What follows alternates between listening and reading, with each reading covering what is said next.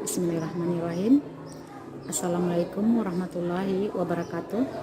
Sebelumnya saya ingin mengucapkan terima kasih kepada Profesor Dr. Hasnah Faizah ARMHum karena telah membimbing saya dalam proses pembuatan video ini. Saya Evi Andriani sebagai pemateri ketiga akan menjelaskan tentang ciri-ciri pemikiran filsafat, kegunaan mempelajari filsafat, dan kedudukan ilmu, filsafat, dan agama.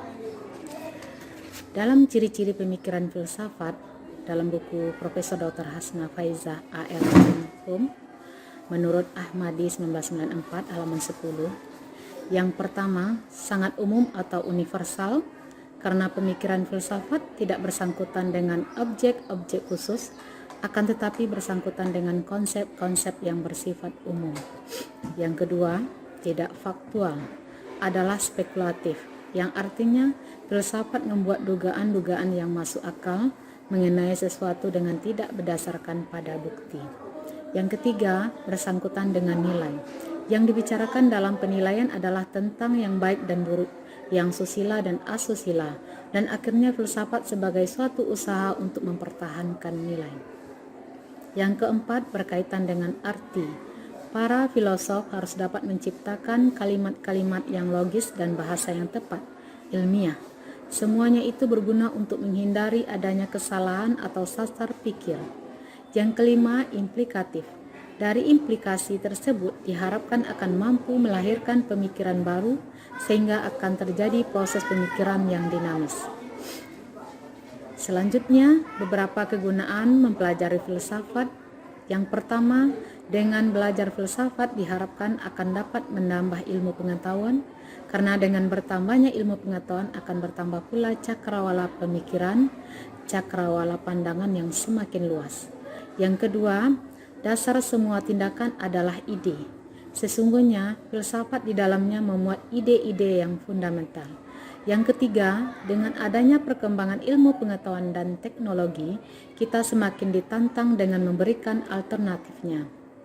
Selanjutnya, kedudukan ilmu, filsafat, dan agama. Ilmu, filsafat, dan agama mempunyai hubungan yang terkait dan refleksi dengan manusia. Dikatakan terkait karena ketiganya tidak dapat bergerak dan berkembang apabila tidak ada tiga alat dan tenaga utama dalam diri manusia. Tiga alat dan tenaga utama dalam diri manusia itu adalah akal pikiran, rasa, dan keyakinan. Menurut Nasrun 1997 halaman 39. Kedudukan ilmu, filsafat, dan agama juga dikatakan reflektif.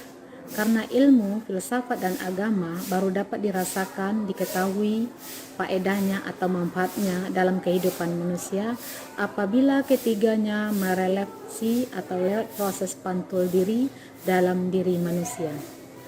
Menurut Nasrul 1967 halaman 41 mengemukakan bahwa filsafat yang sejati haruslah berdasarkan pada agama. Apabila filsafat tidak berdasarkan pada agama, filsafat tersebut tidak akan memuat kebenaran yang objektif, karena yang memberikan penerangan dan putusan adalah akal pikiran.